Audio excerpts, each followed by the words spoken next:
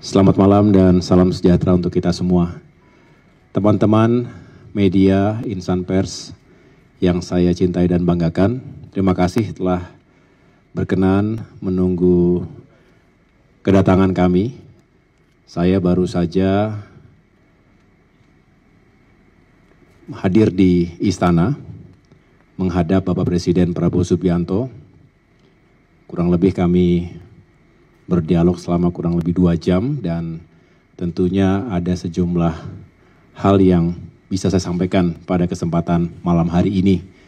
Sebelumnya saya ingin menjelaskan bahwa saya baru saja landing di tanah air dari tugas di Tiongkok yang seharusnya atau seyogianya juga akan dilakukan oleh Bapak Presiden Prabowo Subianto beberapa hari ke depan ini, tetapi tentu situasi di tanah air yang kemudian kami harus segera kembali, dan untuk itu pada saat pertemuan para pimpinan partai politik di istana, saya diwakilkan oleh Mas Edi Baskoro Yudhoyono selaku Wakil Ketua Umum Partai Demokrat dan juga Ketua Fraksi Partai Demokrat DPR RI dan Sekretaris Jenderal Partai Demokrat, Bung Herman Hairon.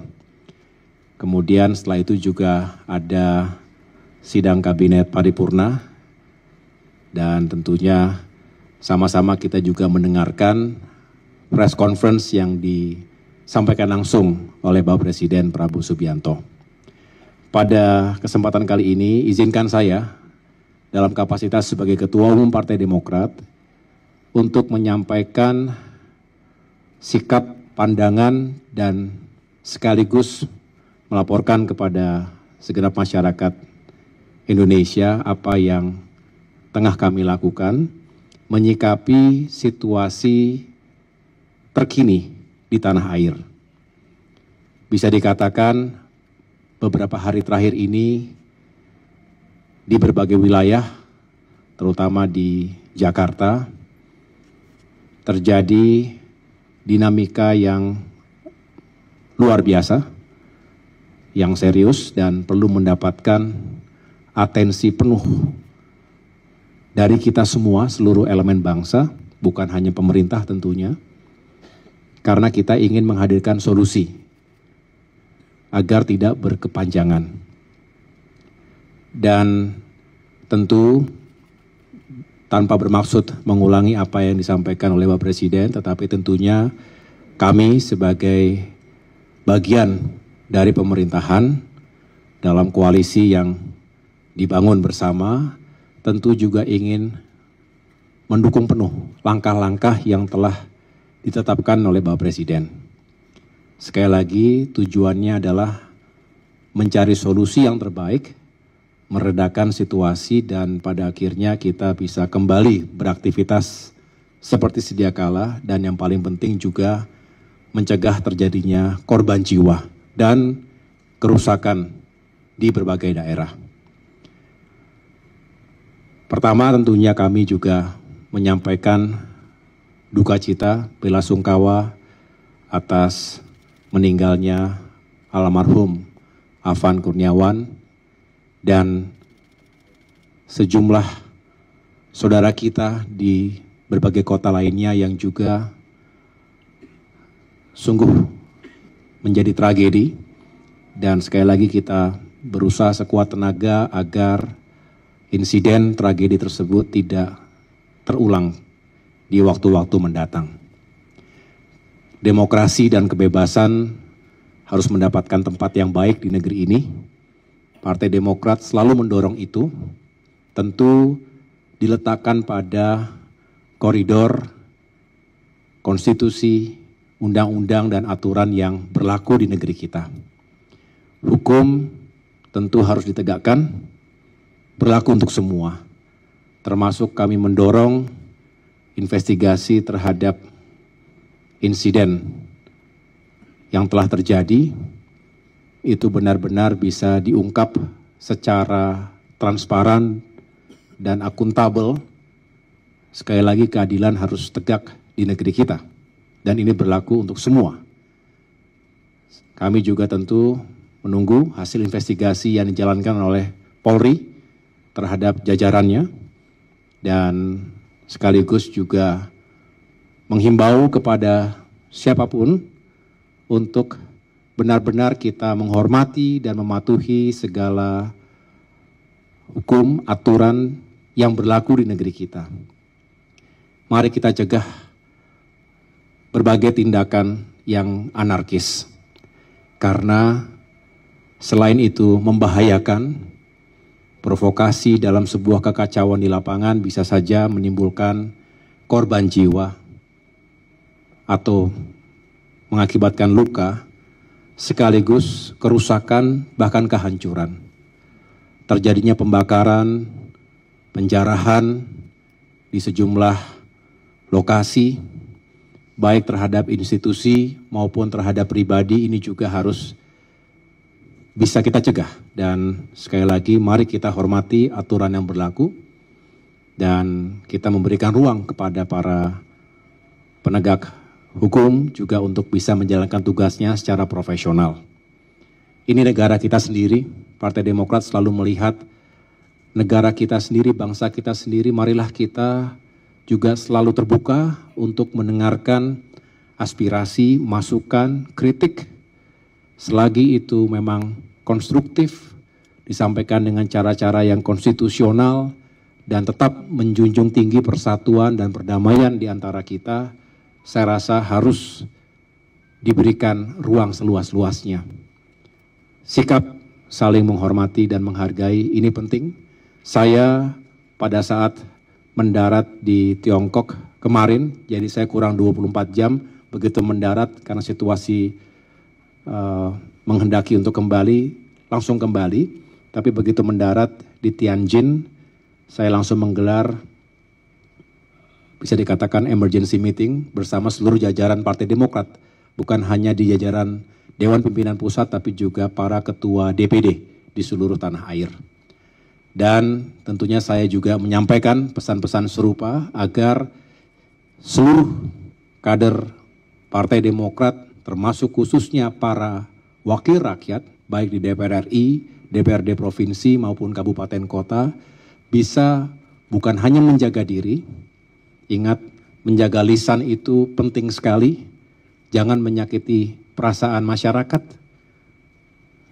Hal yang mungkin kita anggap biasa tetapi begitu mendasar, sensitif bagi masyarakat, janganlah kemudian kita ringan melukai perasaan masyarakat. Itu pesan saya kepada seluruh kader Demokrat, dan tentunya itu juga tidak cukup.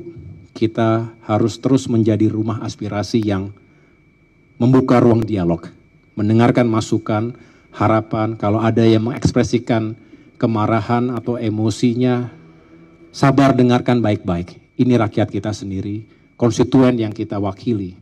Kalau bukan karena rakyat yang kita wakili, tidak mungkin ada kita semua di sini. Tidak mungkin ada DPR atau DPRD yang seyogianya, sejatinya adalah rumah bagi suara rakyat. Suara rakyat adalah suara Tuhan, patut dan harus kita dengar baik-baik. Tentu disampaikan dengan cara yang baik. Lalu kami juga setelah ini akan melakukan kembali bisa dikatakan pertemuan yang lebih intensif. Sekaligus saya juga berkonsultasi dengan Ketua Majelis Tinggi Partai Demokrat, yaitu Bapak Susilo Bambang Yudhoyono, Pak SBY.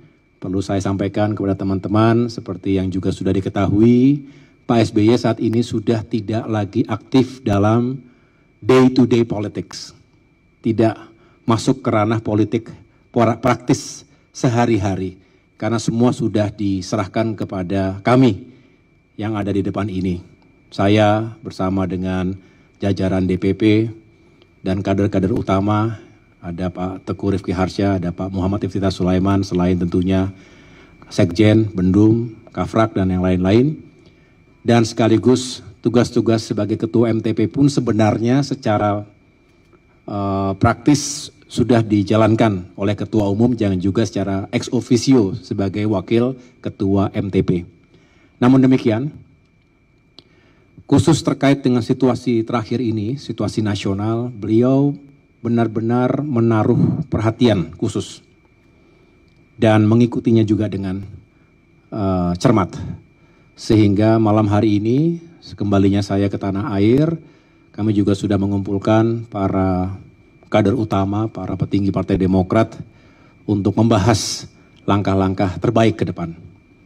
Yang pertama tentu, Ketua Fraksi dalam kapasitasnya sebagai pemimpin para anggota DPR RI kami yang ada di Senayan juga sudah menyampaikan sikap secara tegas bahwa terkait dengan kritik termasuk desakan berbagai kalangan masyarakat agar ditunda atau dihentikan tunjangan yang dianggap kurang tepat dihadapkan dengan situasi saat ini, apalagi ada sejumlah anggota dewan yang mungkin mengungkapkannya secara kurang simpatik, kami dengan tegas mengatakan menolak. Jadi artinya kami tidak ingin itu menjadi isu yang berlarut-larut. Kita tolak karena sekali lagi suasana dan situasinya belum tepat. Itu paling tidak langkah awal yang beberapa hari yang lalu sudah disampaikan oleh Ketua Fraksi, namun malam hari ini saya tegaskan kembali. Namun yang lain-lain tentu membutuhkan solusi yang perlu dipikirkan secara komprehensif, karena urgensi dari situasi yang terjadi hari ini itu adalah kombinasi dari politik, hukum, keamanan, ekonomi, dan sosial. Dan banyak aspirasi masyarakat yang harus kami pahami dan kemudian carikan solusinya bersama. Kami juga tentu membangun hubungan dan komunikasi dengan partai-partai lainnya, dan semangatnya tentu sekali lagi mencari solusi bersama. Pada akhirnya kita ingin negara kita kembali teduh, damai, karena hanya dengan itu kita bisa kembali fokus pada pembangunan. Mari hentikan segala bentuk pengerusakan, pembakaran terhadap fasilitas-fasilitas umum, apalagi kemudian ada korban jiwa di situ. Dan kalau terjadi kerusakan demi kerusakan, bukankah itu juga akan menyulitkan kita semuanya? Mari sama-sama kita jaga situasi yang kondusif. Saya mengajak dan telah menginstruksikan kepada segenap kader Demokrat untuk juga menjadi bagian dari solusi. Jangan menjadi masalah. Tidak ada yang sempurna, tapi kita selalu mengevaluasi diri dan selalu ingin berusaha menjadi yang lebih baik, termasuk menjadi wakil-wakil rakyat yang lebih baik. Itu yang dapat saya jelaskan pada kesempatan malam hari ini. Selebihnya sekali lagi kami mendukung penuh segala upaya kebijakan yang diambil oleh Bapak Presiden Prabowo Subianto. Kami ingin segera bisa menetralisir situasi dan dinamika. Kita buka ruang di diskusi, dialog, menghadirkan semua elemen bangsa, para tokoh dalam dialog yang terbuka, dan sekali lagi satu tujuan, yaitu mencari solusi yang terbaik untuk bangsa dan negara kita. Pada akhirnya kita menempatkan rakyat, kepentingan rakyat di atas segala-galanya. Itu adalah tujuan kita berbangsa dan tujuan kita bernegara. Demikian, terima kasih atas perhatian teman-teman sekalian. Kurang lebihnya saya mohon maaf. Wassalamualaikum warahmatullahi wabarakatuh.